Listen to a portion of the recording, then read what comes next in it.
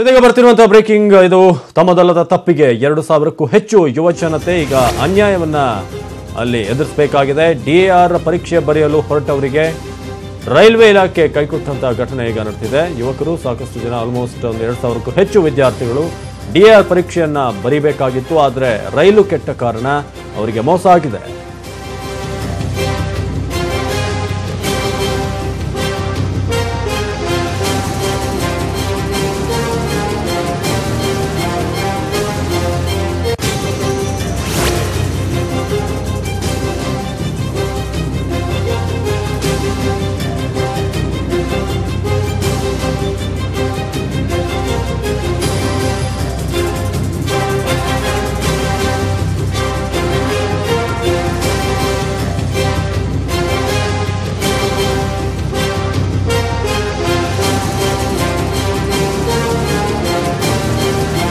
ಇವತ್ತು ಬೆಳಗ್ಗೆ ನ್ಯೂಸ್ 18 ಕನ್ನಡ ಇದರ ಬಗ್ಗೆ ಒಂದು ವರದಿಯನ್ನು ಕೂಡ ಮಾಡಿತ್ತು. ನಾವು ಹೇಳಿದ್ವಿ ಏನಾಗಿತ್ತು ಅಂತ. ತಮ್ಮದಲ್ಲದ ತಪ್ಪಿಗೆ 2000ಕ್ಕೂ ಹೆಚ್ಚು ಯುವ ಜನತೆಗೆ ಅನ್ಯಾಯವಾಗಿರೋದು.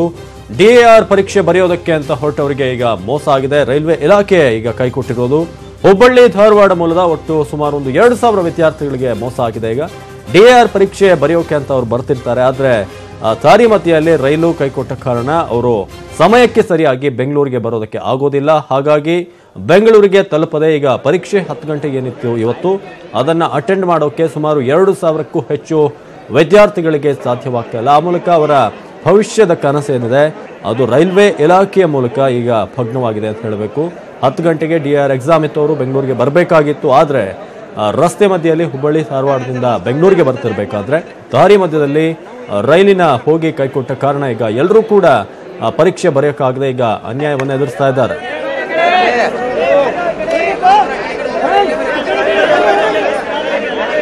ಈಗ ನಬಿ ಅಕ್ರಮ್ ವಿದ್ಯಾರ್ಥಿ ನಮ್ಮ ಜೊತೆ ಇದ್ದಾರೆ. ನಮಸ್ತೆ ನಬಿ ಅಕ್ರಮ್. ಹೇಳಿ ಸರ್. ಅಕ್ರಮ್ ಎಲ್ಲಿದ್ದೀರಿ ಈಗ? ಸರ್ ಧಾರವಾಡಲ್ಲಿದ್ದೀನಿ ಸರ್. Okay okay. ಈಗ ನೀವು ಎಷ್ಟು 2000 ವಿದ್ಯಾರ್ಥಿಗಳ ಒಟ್ಟು? ಹಾ ಸರ್, 1000ಕ್ಕೂ ಹೆಚ್ಚು ಇದ್ರು ಸರ್, 1500 ಮೇಲೆ ಸರ್. ನೀವು ಬರ್ತಿರ್ಬೇಕಾದ್ರೆ ಎಲ್ಲಿ ಕೆಟ್ಟ ಹೋಗಿದ್ದು ರೈಲ್ ಏನಾದ್ರು ಮಾಹಿತಿ ಕೊಡ್ಬೋದು ಅದ್ರ ಬಗ್ಗೆ? ಸರ್ ಅದು ನಾವು ಬೆಳಗಾವಿಂದ ಸರ್ ನಾನು ಹತ್ತಿದ್ದು. Okay okay. ಸರ್ ಬೆಳಗಾವಲ್ಲಿ ಇದ್ದಾಗ 1 ತಾಸು ಲೇಟ್ ಮಾಡಿ ಬರ್ತದೆ ಅಂತ ಅಲ್ಲೇ ಹೇಳಿದ್ರು ಸರ್. ಅದಾದ್ಮೇಲೆ ಸರ್ ಮತ್ತೆ ಇದನ್ನ ಕನ್ನಡಿಗೆ ಬಂದಿತ್ತು ಸರ್. ಹೌದು ಓಕೆ. ಅಲ್ಲ ಅಲ್ಲಿ ರೈಲ್ ಹಾಳಾದಾಗ ಬೋಗಿ ಏನ್ ಹೇಳಿದ್ರು ನಿಮ್ಗೆ? ಏನಾದ್ರು ಬೇರೆ ವ್ಯವಸ್ಥೆ ಏನಾದ್ರು ಮಾಡ್ತೀನಿ ಅನ್ನೋ ಹೇಳಿದ್ರ? ಹಾ ಸರ್, ಅದು 11:30ಗೆ ಬಂದಾಯ್ತು ಸರ್. 11:30 ಬಂದಾದ್ಮೇಲೆ ನಾವು ನೋಡಿದ್ವಿ ಸರ್, ಏನೋ ಕ್ರಾಸ್ ಆಗ್ತಿರ್ಬೇಕು, ಬೇರೆ ಟ್ರೈನ್ ಕ್ರಾಸ್ ಆಗ್ತಿರ್ಬೇಕು, ಅದಕ್ಕೆ ನಿಲ್ಸಿದಾರೆ ಅಂತ ತಿಳ್ಕೊಂಡಿದ್ವಿ ಸರ್ ಮೊದಲೇ. Fine fine okay. ಆಮೇಲೆ ಒಂದ್ ಟ್ರೈನ್ ಪಾಸ್ ಆಯ್ತು ಸರ್, 8:00 ಅಂದ್ರೆ 1 ಗಂಟೆ ಆಗಿತ್ತು ಸರ್. ಅಷ್ಟರಲ್ಲಿ ನಾವು ಆಮೇಲೆ ಇದ್ರ ಸ್ಟೇಷನ್ ಹೋದ್ವಿ ಸರ್. ಸ್ಟೇಷನ್ ಹೋದ ತಕ್ಷಣ ಅವರು ಆಮೇಲೆ ಇಲ್ಲ ನಿಮ್ಗೆ ಬೇರೆ ವ್ಯವಸ್ಥೆ ಮಾಡ್ತೀವಿ ಅಂತ ಹೇಳಿದ್ರು ಸರ್. ಬೇರೆ ವ್ಯವಸ್ಥೆ ಮಾಡ್ತೀನಿ ಅಂತ ಹೇಳಿದ್ಮೇಲೆ ನಾವು ಆಯ್ತು ಬಿಡಿ ಅಂತ ಸುಮ್ಮನೆ ಕೂತ್ವಿ ಸರ್. ಆದ್ಮೇಲೆ 3:30 ತನಕ ಯಾರು ಬರ್ಲಿಲ್ಲ ಸರ್. ಯಾರು ಬರ್ಲಿಲ್ಲ 3:30 ತನಕ? ಓಕೆ. 3:30 ತನಕ ಯಾರು ಬರ್ಲಿಲ್ಲ ಸರ್. ಆಮೇಲೆ 3:30ಗೆ ಸ್ಟಾರ್ಟ್ ಮಾಡ್ಬಿಟ್ಟು ಆಮೇಲೆ ಧಾರವಾಡಕ್ಕೆ 6 ಗಂಟೆಗೆ ಬಂತು ಸರ್ ಟ್ರೈನು. 6 ಗಂಟೆ ಧಾರವಾಡಕ್ಕೆ ಬಂದಿದೆ. Okay fine. ಹಾ, ಧಾರವಾಡಕ್ಕೆ 6 ಗಂಟೆಗೆ ಬಂತು ಸರ್. ಹೀಗಾದ್ರೆ ಸರ್ ನಾವು ಬೆಂಗಳೂರಿಗೆ ತಲುಪೋದಾಗ ಸರ್ ಎಕ್ಸಾಮ್ ಬರೆಯೋದು ಯಾವಾಗ? ಹೌದೌದು, 6 ಗಂಟೆ ಅಂತಂದ್ರೆ ಇಲ್ಲಿ ರೀಚ್ ಆಗುವ ಲೇಟ್ ಆಗುತ್ತೆ ನಿಮ್ಗೆ. ಹಾ ಸರ್, ಮತ್ತೆ ಬೆಂಗಳೂರಿಗೆ ಹೋಗಕ್ಕೆ 10:00ವರೆಗೆ ಸರ್ ಎಕ್ಸಾಮ್ ಇರೋದು ಡಿಆರ್. ಓಕೆ. ಎಕ್ಸಾಮ್ ಬರೆಯಕ್ ಆಗಲ್ಲ ಸರ್. ಈಗ ಏನಂತಿದ್ದಾರೆ ಈಗ ಡಿಆರ್ ಎಕ್ಸಾಮ್ ಇದವ್ರು ಬೋರ್ಡ್ ಅವರು? ಹಾ ಸರ್. ಏನಾದ್ರು ಪೋಸ್ಟ್ಪೋನ್ ಮಾಡ್ಬೋದು ಏನಾದ್ರು ಮಾತಾಡಿದ್ರೆ ಈಗ? ಹಾ ಸರ್, ಎಲ್ಲಾ ಟಿವಿ ಚಾನಲ್ ಹೇಳೋದ್ರಿಂದ ಅವ್ರ ಏನ್ ಮಾಡ್ತಾರೆ ಗೊತ್ತಿಲ್ಲ ಸರ್. ಬಟ್ 1-2 ಎಲ್ಲಿ ಸ್ಟಡಿ ಮಾಡ್ತಿರೋದು ಹೇಳಿ? ನಿಮ್ಮ ಇದು ಇನ್ಸ್ಟಿಟ್ಯೂಟ್ ಯಾವ್ದು? ನೀವೀಗ ಸ್ಟಡಿ ಮಾಡ್ತಿರೋದು? ನಾವು study sir second PUC complete ಆಗಿದೆ ಸರ್, ಡಿಗ್ರಿ ಮಾಡ್ತಿದ್ದೇನೆ ಸರ್ ಈಗ. ಹೌದು ಓಕೆ. ಅಲ್ಲಿ ನಿಮ್ಮ ಇದರಿಂದ ಇನ್ಸ್ಟಿಟ್ಯೂಟ್ ಏನಂತ ಏನಾದ್ರು ಹೇಳಿದಾರ ಅಂತ ಅವರಿಗೆ? ಡಿಆರ್ ಅವ್ರಿಗೆ ಏನಾದ್ರು ರಿಕ್ವೆಸ್ಟ್ ಮಾಡಿದೀರಾ?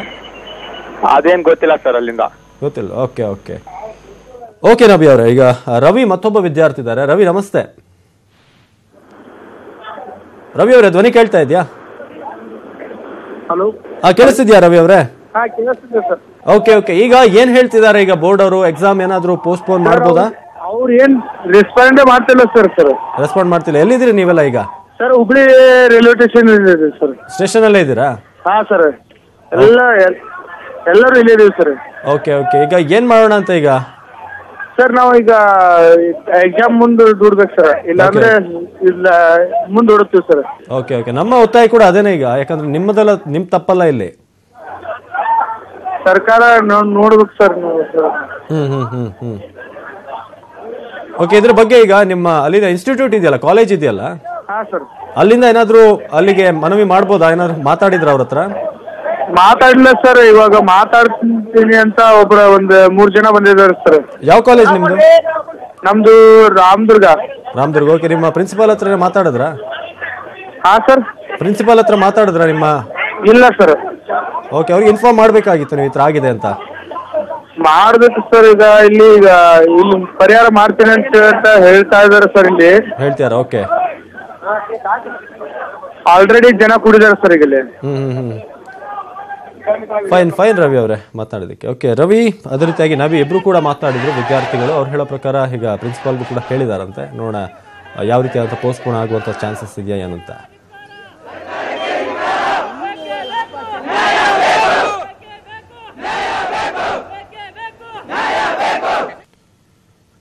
ಈ ಬಗ್ಗೆ ಹೆಚ್ಚಿನ ಮಾಹಿತಿಯನ್ನು ನೀಡೋದಕ್ಕೆ ನೇರ ಸಂಪರ್ಕದಲ್ಲಿ ಹುಬ್ಬಳ್ಳಿಯಿಂದ ನಮ್ಮ ಪ್ರತಿನಿಧಿ ತಹಶೀಲ್ದಾರ್ ತಹಶೀಲ್ದಾರ್ ಇದ್ದಾರೆ. ನಮಸ್ತೆ ಪರಶುರಾಮ್. ಈಗ ವಿದ್ಯಾರ್ಥಿಗಳು ಏನ್ ಹೇಳ್ತಿದ್ದಾರೆ? ಈಗ ರೈಲ್ವೆ ಇಲಾಖೆಯಿಂದ ಏನಾದರೂ ಅದ್ರ ಬಗ್ಗೆ ಏನಾದರೂ ಹೇಳ್ತಿದಾರ ಅವರು? ಜೊತೆಗೆ ಪೋಸ್ಟ್ಪೋನ್ ಆಗುವಂತ ಏನು ಚಾನ್ಸಸ್ ಇದೆಯಾ?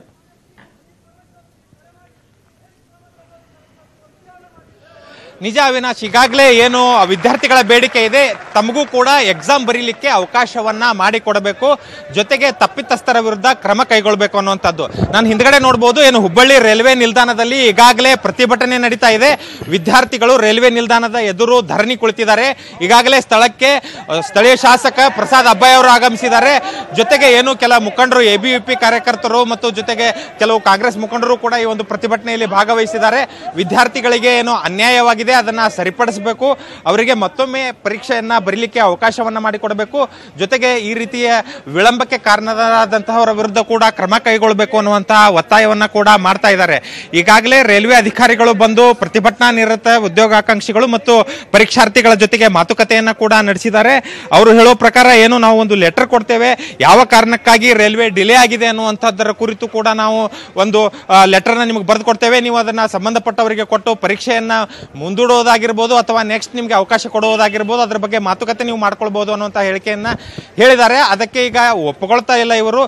ಹಿರಿಯ ಅಧಿಕಾರಿಗಳು ಬಂದು ಮಾಹಿತಿಯನ್ನು ಕೊಡುವವರೆಗೂ, ಸೂಕ್ತ ಆಶ್ವಾಸನೆಯನ್ನು ಕೊಡುವವರೆಗೂ, ಸರ್ಕಾರ ಕೂಡ ಪರೀಕ್ಷೆ ನಡೆಸುವುದಾಗಿ ಒಪ್ಪಿಕೊಳ್ಳುವವರೆಗೂ ನಮ್ಮ ಹೋರಾಟ ಹಿಂದೆ ಸರಿಯೋದಿಲ್ಲ ಅನ್ನುವಂಥ ಮಾತನ್ನು ಹೇಳ್ತಾ ಇದ್ದಾರೆ. ಕೆಲವು ವಿದ್ಯಾರ್ಥಿಗಳಿದ್ದಾರೆ, ಅವ್ರನ್ನೇ ಮಾತಾಡಿಸೋ ಪ್ರಯತ್ನ ಮಾಡ್ತೀನಿ. ಈಗ ನಿಮ್ಮ ಬೇಡಿಕೆ ಏನಿದೆ, ಏನ್ ಮಾಡ್ಬೇಕು ಮುಂದೆ ಅಂತ? ಏನಿಲ್ಲ ಸರ್, ನಮಗೆ ಎಲ್ರಿಗೂ ಎಕ್ಸಾಮ್ ಬರೆಯೋದಕ್ಕೆ ಅವಕಾಶ ಮಾಡಿಕೊಡ್ಬೇಕು. ಇವ್ರು ಎಲ್ರಿಗೂ ಕೇಳ್ತಾ ಇದ್ದಾರೆ, ಆದರೆ ಅವಕಾಶ ಮಾಡಿಕೊಡ್ತಿಲ್ಲ. ಯಾಕಂತಂದ್ರೆ ಈಗಾಗಲೇ ಎಕ್ಸಾಮ್ ಸ್ಟಾರ್ಟ್ ಆಗೋದಕ್ಕೆ 10:30 ಗಂಟೆಗೆ ಅಂದರೆ ಎಕ್ಸಾಮ್ ಸ್ಟಾರ್ಟ್ ಆಗ್ತದೆ, ಇನ್ನೊಂದು 1:30 ಗಂಟೆಗೆ ಅಂದರೆ ಎಕ್ಸಾಮ್ ಸ್ಟಾರ್ಟ್ ಆಗೋ ಲೆವೆಲ್ಗಿದೆ ಸರ್. ಆದರೆ ಇಲ್ಲಿ ಎಲ್ರಿಗೂ ಕೇಳಿದ ತಕ್ಷಣ ಎಲ್ಲರೂ ಹೇಳ್ತಿದ್ದಾರೆ ಎಕ್ಸಾಮ್ನ ಇವಾಗ ಪೋಸ್ಟ್ಪೋನ್ ಮಾಡೋಕ್ಕಾಗೋದಿಲ್ಲ. ಈಗಾಗಲೇ ಎಲ್ಲರೂ ಎಕ್ಸಾಮ್ ಬರೆಯೋದಕ್ಕೆ ಎಲ್ಲರೂ ತಮ್ಮ ಒಂದೊಂದು ಸೆಂಟ್ರಿಗೆ ಹೋಗಿದ್ದಾರೆ. ಆದರೆ ಯಾವ ಕ್ಷಣ ಬೇಕಾದರೂ ನಾವು ಸೆಂಟ್ರಿಗೆ ಹೋಗ್ಬೋದು, ಆದರೆ ಯಾರ ಲೈಫ್ನು ನಾವು ತಂದು ಕೊಡೋದಕ್ಕಾಗೋದಿಲ್ಲ. 200-300 ಕೊಟ್ಟು ಎಷ್ಟೋ ನಮಗೆ ಎಷ್ಟು ಖರ್ಚಿಗೆ ಬೇಕೋ ಅಷ್ಟು ಖರ್ಚು ಹಾಗೆ ನಾವು ಎಲ್ಲಿ ಬೇಕಲ್ಲಿ ಹೋಗಿ ನಾವು ಬರ್ಬೋದ್ರಿ. ಆದರೆ ಯಾರ ಲೈಫ್ನು ಕೊಡೋದಕ್ಕಾಗೋದಿಲ್ಲ. ಮಿನಿಮಮ್ 2,000ದಿಂದ 3,000 ಜನರವರೆಗೂ ಇಲ್ಲಿ ವಿದ್ಯಾರ್ಥಿಗಳಿದ್ದಾರೆ. ಆದರೆ ಅಷ್ಟು ವಿದ್ಯಾರ್ಥಿಗಳ ಒಳಗೆ ಎಲ್ಲರೂ ಸಿಕ್ಕಾಪಟ್ಟೆ ಓದಿದವರಿದ್ದಾರೆ. ವಿಚಾರವಾಗಿ ಹೇಳ್ಬೇಕಂದ್ರೆ 1 ವರ್ಷ 2 ವರ್ಷ ನಾವೇ ಓದ್ತಾ ಇದ್ದೀವಿ. ಆದರೆ ಇಲ್ಲಿ ಎಲ್ರಿಗೂ ಹೇಳ್ಬೇಕಂತಂದ್ರೆ ಇಷ್ಟೆಲ್ಲ ಜನ ಇದ್ದಾರೆ, ಎಲ್ಲರೂ ಜನರಿಗೆ ಒಂದು ಎಕ್ಸಾಮ್ ಬರೋದಕ್ಕೆ ಅವಕಾಶ ಮಾಡಿಕೊಡ್ಬೇಕು. ಆದರೆ ಯಾರೂ ಅವಕಾಶ ಮಾಡಿ ಕೊಡ್ತಾ ಇಲ್ಲ. ಇದನ್ನ ಹೆಚ್ಚಿನ ಕ್ರಮವನ್ನು ತಗೋಬೇಕಾಗಿ ನಿಮ್ಮಲ್ಲಿ ಅವಿನಾಶ್, ಏನು ಎಕ್ಸಾಮ್ ಅಂತೂ ಪೋಸ್ಟ್ಪೋನ್ ಮಾಡೋಕ್ಕಾಗಲ್ಲ. ಈಗಾಗಲೇ ಸಾವಿರಾರು ವಿದ್ಯಾರ್ಥಿಗಳು ಬೇರೆ ಬೇರೆ ಕೇಂದ್ರಗಳಲ್ಲಿ ಎಕ್ಸಾಮ್ ಸೆಂಟರ್ಗೆ ತೆರಳುವಂತ ಆಗಿದೆ, ಅವರು ಎಕ್ಸಾಮ್ ಬರೀತಾರೆ. ಆದರೆ ಇವತ್ತು ಪರೀಕ್ಷೆಯಿಂದ ವಂಚಿತರೇನಾದರೂ ರೈಲ್ವೆ ವಿಳಂಬ ಇರುವಂತಹ ಅಧಿಕಾರಿಗಳನ್ನ ಮಾತಾಡಿಸಬಹುದಾ? ಅಲ್ಲಿ ಯಾರವರಿಗೆ ಒಂದು ಆಶ್ವಾಸನೆ ಕೊಡ್ತಿದ್ದಾರೆ, ಅವ್ರನ್ನ ಹೋಗಿ ಮಾತಾಡಿಸಬಹುದಾ ಅಂತ ಅಲ್ಲಿ? ಅವಿನಾಶ್, ಅಧಿಕಾರಿಗಳು ಸದ್ಯಕ್ಕೆ ಯಾರೂ ಇಲ್ಲ. ಆಗಲೇ ಒಬ್ರು ಸವಿತಾ ಅಂತೇಳಿ ACM ಅವರು ಬಂದಿದ್ರು. ಅವರು ಪ್ರತಿಭಟನಾಕಾರರ ಜೊತೆಗೆ ಮಾತನಾಡುವಂತಹ ಒಂದು ಪ್ರಯತ್ನವನ್ನ ಮಾಡಿದ್ರು. ಅವರು ಒಪ್ಕೊಳ್ಳದೆ ಇರೋ ಕಾರಣಕ್ಕಾಗಿ ಅವರು ಒಳಗೆ ತೆರಳಿ ಸಭೆಯನ್ನ ನಡೆಸ್ತಾ ಇದ್ದಾರೆ. ಇಲ್ಲಿ ಪ್ರತಿಭಟನಾ ನಿರತರು ಮಾತ್ರ ಇದ್ದಾರೆ. ಸ್ಥಳಕ್ಕೆ ಸ್ಥಳೀಯ ಶಾಸಕ ಪ್ರಸಾದ್ ಅಬ್ಬಾಯಿ ಅವರು ಬಂದು ಪ್ರತಿಭಟನಾ ನಿರತರ ಜೊತೆಗೆ ಮಾತನಾಡ್ತಾ ಇದ್ದಾರೆ. ಅದನ್ನು ಕೂಡ ನಾವು ಈಗಾಗಲೇ ದೃಶ್ಯದಲ್ಲಿ ನಿಮಗೆ ತೋರಿಸಿದ್ದೀವಿ. ಆದರೆ ಧರಣಿಯನ್ನ ಶಾಂತ ರೀತಿಯಾಗಿ ಮಾಡ್ತಾ ಇದ್ದು ರೈಲ್ವೆ ಹಿರಿಯ ಅಧಿಕಾರಿಗಳು ಇನ್ನೂ ಸ್ಥಳಕ್ಕೆ ಬಂದಿಲ್ಲ. ಆ ಹಿರಿಯ ಅಧಿಕಾರಿಗಳು ಬಂದ ಮೇಲೆ ಅವ್ರ ಜೊತೆಗೆ ಮಾತುಕತೆ ನಡೆಸಿ ಒಂದು ಅಂತಿಮ ತೀರ್ಮಾನಕ್ಕೆ ಬರುವ ಸಾಧ್ಯತೆ ಇದೆ. ಅವಿನಾಶ್, ಓಕೆ, ಅದೇ ರೀತಿಯಾಗಿ ಬೇರೆ ಸ್ಟೂಡೆಂಟ್ಸ್ ಅಲ್ಲಿ ನಿಮ್ಮ ಹಿಂದೆ ಏನಿದ್ದಾರೆ ಅವ್ರನ್ನು ಕೂಡ ಮಾತಾಡಿಸಬಹುದಾ ಅಂತ, ಜೊತೆಗೆ ಶಾಸಕರು ಏನಾದ್ರು ಸಿಕ್ಕಿದ್ರೆ ಅವ್ರನ್ನೇ ಮಾತಾಡಿಸಿ ಅಂತ? ನಿಜ ಅವಿನಾಶ್, ನಾನು ಹಿಂದ್ಗಡೆ ನೋಡ್ಬೋದು ಈಗಾಗಲೇ ಸಾವಿರಾರು ವಿದ್ಯಾರ್ಥಿಗಳು ಧರಣಿ ನಡೆಸ್ತಾ ಇದ್ದಾರೆ, ಪ್ರತಿಭಟನೆಯನ್ನ ಕೂಡ ಮಾಡ್ತಾ ಇದ್ದಾರೆ. ರೈಲ್ವೆ ಅಧಿಕಾರಿಗಳು ಹಿರಿಯರು ಬರಬೇಕು, ಅದರಲ್ಲೂ ಕೂಡ ಅದು ಒಂದು ಆಶ್ವಾಸನೆ ಮಾತ್ರ ಆಗಿರಬಾರ್ದು, ತಮಗೆ ಸಂಪೂರ್ಣವಾದಂತಹ ಏನೋ ಒಂದು ಸಹಕಾರವನ್ನು ಕೊಟ್ಟು ವಿದ್ಯಾರ್ಥಿಗಳಿಗಾದಂತಹ ಅನ್ಯಾಯವನ್ನು ಸರಿಪಡಿಸಬೇಕು ಅನ್ನುವಂಥ ಮಾತನ್ನ ಹೇಳ್ತಾ ಇದ್ದಾರೆ.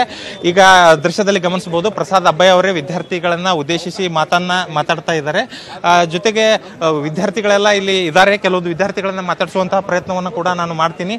ಏನ್ ಸಮಸ್ಯೆ ಆಗಿತ್ತು ಮತ್ತು ಏನ ಮಾಡಬಹುದು ಮುಂದೆ ಅನ್ನುವಂಥದ್ದನ್ನು ಕೇಳ್ತೀನಿ. ನೀವು ಎಕ್ಸಾಮ್ ಬರೀಲಿಕ್ಕೆ ಹೋಗ್ತಾ ಇದ್ರಾ, ಏನ್ ಸಮಸ್ಯೆ ಆಗಿದೆ ಮತ್ತೆ ಏನ್ ಮಾಡ್ಬೇಕು ಈಗ ಮುಂದೆ? ನಾವು ಬೆಳಗಾಂದಿಂದ ರಾಣಿ ಚೆನ್ನಮ್ಮ ಎಕ್ಸ್ಪ್ರೆಸ್ 6:30 ಟ್ರೈನ್ ಇತ್ತು, ಅದು 2 hours ಲೇಟಾಗಿ ಬಂತು. ಆದ ಕಾರಣ ಮತ್ತೆ ಧಾರವಾಡ ಇನ್ನೂ 20 ಕಿಲೋಮೀಟರ್ ಇದ್ದಾಗ ಇಂಜಿನ್ ಬದಲೇ ಆಯಿತು, ಚೇಂಜ್ ಮಾಡಿದರು. ಬೇರೆ ಗುಡ್ಸ್ಗೆ ನಮ್ಮ ರಾಣಿ ಚೆನ್ನಮ್ಮ ಎಕ್ಸ್ಪ್ರೆಸ್ ಇದನ್ನು ಇಂಜಿನ್ನು ಆ ಗೂಡ್ಸ್ ಟ್ರೈನ್ಗೆ ಜಾಯಿನ್ ಮಾಡಿ ತೊಗೊಂಡೋದ್ರು. ಆಮೇಲೆ 4 hours ವೇಟಿಂಗಲ್ಲಿ ನಾವು ಅಲ್ಲೇ ನಿಂತ್ವಿ. ಈಗ ಪ್ರಸಾದ್ ಅಬ್ಬಯ್ಯ ಅವರು ಮಾತಾಡ್ತಾ ಇದ್ದಾರೆ, ಅದನ್ನು ಸ್ವಲ್ಪ ಕೇಳಿಸುವಂಥ ಪ್ರಯತ್ನವನ್ನು ನಾನು ನಿಮಗೆ ಮಾಡ್ತೀನಿ. ಅವಿನಾಶ್, ಒಂದು ನಿಮಿಷ. ಖಂಡಿತ ನಾಳೆನೇ ಸನ್ಮಾನ್ಯ ಮುಖ್ಯಮಂತ್ರಿಗಳನ್ನು ಭೇಟಿ ಮಾಡ್ತೀನಿ, ಸನ್ಮಾನ್ಯ ಪರಮೇಶ್ವರ್ ಗೃಹ ಮಂತ್ರಿಗಳನ್ನು ಕೂಡ ಭೇಟಿ ಮಾಡಿ ಖಂಡಿತ ಇಮಿಡಿಯೇಟ್ ಆಗಿ ಇದನ್ನು ಮತ್ತೊಮ್ಮೆ ಮರುಪರೀಕ್ಷೆಗೆ ತಾವು ಅವಕಾಶ ಮಾಡಿಕೊಡಲಿಕ್ಕೆ ಅದು ಯಾವ ರೀತಿ ಒತ್ತಡ ತರಬೇಕು, ಖಂಡಿತ ಆ ಒತ್ತಡವನ್ನು ತಂದು ಅದನ್ನು ಮಾಡಿಕೊಡ್ತೀನಿ ಅನ್ನುವಂಥ ಭರವಸೆಯನ್ನು ಕೂಡ ತಮಗೆ ಕೊಡ್ತಾ ಇದ್ದೀನಿ. ಅದಕ್ಕೀಗ ತಾವು ಕೂತ್ಕೊಂಡು ಇಲ್ಲಿ ಸ್ಟ್ರೈಕ್ ಮಾಡೋದ್ರಿಂದ ಏನೂ ಆಗೋದಿಲ್ಲ. ಇದು ನಿಮ್ಮ ತೊಂದರೆ ನನಗೆ ಅರ್ಥ ಆಗಿದೆ ಖಂಡಿತ. ಜೊತೆಗೆ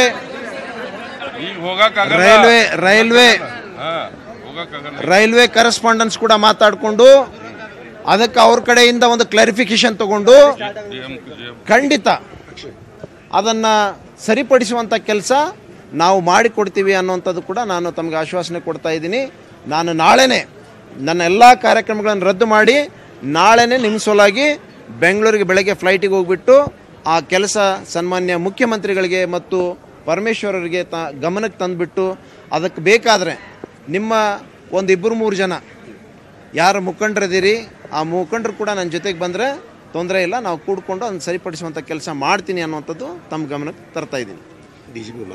ಅದಕ್ಕೆ ತಾವೆಲ್ಲ ಕೂಡ ಈಗಲೇ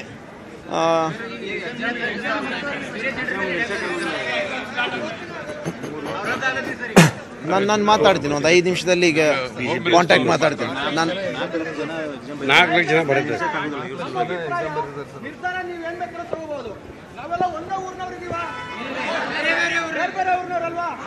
ನಾಳೆ ಅಕಸ್ಮಾತ್ ನಮ್ಮ ವ್ಯತಿರಿಕ್ತವಾಗಿ ಏನಾರು ನಿರ್ಧಾರ ಆಯ್ತು ಅಂದ್ರೆ ಮತ್ತೆ ಈ ರೀತಿ ಸೇರಕ್ಕಾಗತ್ತಾ? ಹಂಗಾಗಿ ನಮ್ಮ ಅಭಿಪ್ರಾಯ ಏನು ಅಂದ್ರೆ ಸರ್, ಈಗ ಒಟ್ಟಾರೆಯಾಗಿ ವಿದ್ಯಾರ್ಥಿಗಳು ಕೂಡ ಇದಕ್ಕೆ ಸಮರ್ಪಕವಾದಂತಹ ಒಂದು ತೀರ್ಮಾನಕ್ಕೆ ಬರೋಕ್ಕಾಗ್ತಾ ಇಲ್ಲ. ಶಾಸಕರ ಆಶ್ವಾಸನೆಗೂ ಕೂಡ ವಿದ್ಯಾರ್ಥಿಗಳು ಮನಿತಾ ಇರುವ ಹಾಗೆ ಕಾಣಿಸ್ತಾ ಇಲ್ಲ. ಶಾಸಕರು ರಾಜ್ಯ ಸರ್ಕಾರದ ಜೊತೆಗೆ ಮಾತಾಡ್ತೇನೆ, ಗೃಹ ಸಚಿವರ ಜೊತೆಗೆ ಮಾತಾಡ್ತೇನೆ ಅಂತ ಹೇಳ್ತಾ ಇದ್ದಾರೆ. ಸರ್, ಈಗ ಗೃಹ ಸಚಿವರ ಜೊತೆಗೆ ಏನು ಮಾತಾಡ್ತೀರಿ ಮತ್ತೆ ಏನು ಮಾಡ್ಬೋದು ಅಂತ? ಒಂದು ನಿಮಿಷ ನಾನು ಮಾತಾಡ್ತೀನಿ. ನಾನು ಅದನ್ನು ಹೇಳ್ತೀನಿ, ಈ ಥರ ಎಲ್ಲ ಸುಮಾರು 2-3 ಸಾವಿರ ಜನರದು ಆ ಪರೀಕ್ಷೆಯಿಂದ ವಂಚಿತರಾಗಿದ್ದಾರೆ.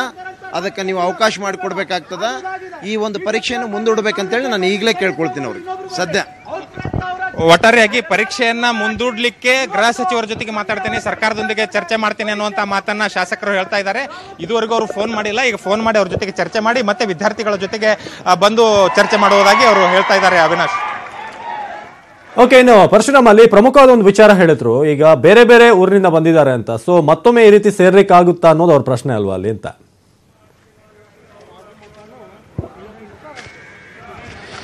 ನಿಜ ಅವಿನಾಶ್, ಉತ್ತರ ಕರ್ನಾಟಕದ ಬೇರೆ ಬೇರೆ ಭಾಗದಿಂದ ಉದ್ಯೋಗಾಕಾಂಕ್ಷಿಗಳು ಪರೀಕ್ಷೆ ಬರಲಿಕ್ಕೆ ಬೆಂಗಳೂರಿಗೆ ತೆರಳಬೇಕಾಗಿತ್ತು. ಹೀಗಾಗಿ ಹುಬ್ಬಳ್ಳಿ, ಧಾರವಾಡ ಸೇರಿದಂತೆ ಬೆಳಗಾವಿ ಭಾಗ, ಬಾಗಲಕೋಟೆಯಿಂದ, ಗದಗನಿಂದ, ಹಾವೇರಿಯಿಂದ ಕೂಡ ವಿದ್ಯಾರ್ಥಿಗಳು ಈ ಭಾಗದಲ್ಲಿ ಆಗಮಿಸಿ ಇದೇ ಟ್ರೈನ್ ಮೂಲಕ ಸಾಗ್ತಾ ಇದ್ರು. ಆದರೆ ಈಗ ಸಮಸ್ಯೆ ಆಗಿರೋದನ್ನ ಗಮನಿಸಿದರೆ ಪರೀಕ್ಷೆಗಳನ್ನ ಇವತ್ತು ಏನು ನಡೀತಾ ಇದ್ದಾವೆ ಆ ಪರೀಕ್ಷೆಗಳನ್ನ ಮುಂದೂಡುವಂತ ಪ್ರಯತ್ನವನ್ನ ಮಾಡ್ತೇನೆ ಅನ್ನುವಂತಹ ಆಶ್ವಾಸನೆಯನ್ನ ಶಾಸಕರು ಕೊಟ್ಟು ಈಗಾಗಲೇ ಗೃಹ ಸಚಿವರ ಜೊತೆಗೆ ಮತ್ತು ಸರ್ಕಾರದೊಂದಿಗೆ ಮಾತಾಡ್ತೇನೆ ಈ ಕುರಿತು ಅನ್ನುವಂಥದ್ದನ್ನು ಹೇಳಿ ಹೋಗಿದ್ದಾರೆ.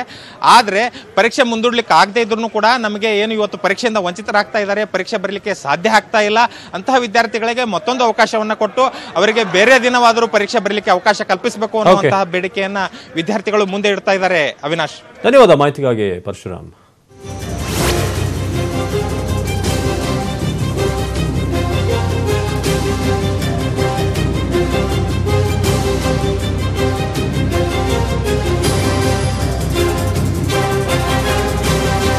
ಈಗ ನ್ಯೂಸ್ 18 ಕನ್ನಡಕ್ಕೆ ಎಕ್ಸ್ಕ್ಲೂಸಿವ್ ಆಗಿ ಒಂದು ಹೇಳಿಕೆಯನ್ನ ಕೊಟ್ಟಿದ್ದಾರೆ. ಈಗ ಶಾಸಕ ಅಭಯ್ ಅವರು ಪ್ರತಿಭಟನಾ ನಿರತರಿಗೂ ಕೂಡ ಅಲ್ಲಿ ಒಂದು ಆಶ್ವಾಸನೆಯನ್ನ ಕೊಟ್ಟಿರೋದು ನ್ಯೂಸ್ 18 ಮೂಲಕ ನೀವು ಅದನ್ನ ನೋಡಿದ್ರಿ. ಈಗ ಈ ಕೂಡಲೇ ಗೃಹ ಸಚಿವರ ಜೊತೆ ನಾನು ಮಾತನಾಡ್ತೀನಿ. DAR ಪರೀಕ್ಷಾರ್ಥಿಗಳಿಗೆ ಏನು ಅನ್ಯಾಯ ಆಗ್ತಿದೆ, ಸುಮಾರು 2,000 ರಿಂದ 3,000 ವಿದ್ಯಾರ್ಥಿಗಳು ಇವತ್ತು ಪರೀಕ್ಷೆಯಿಂದ ವಂಚಿತರಾದ್ರು.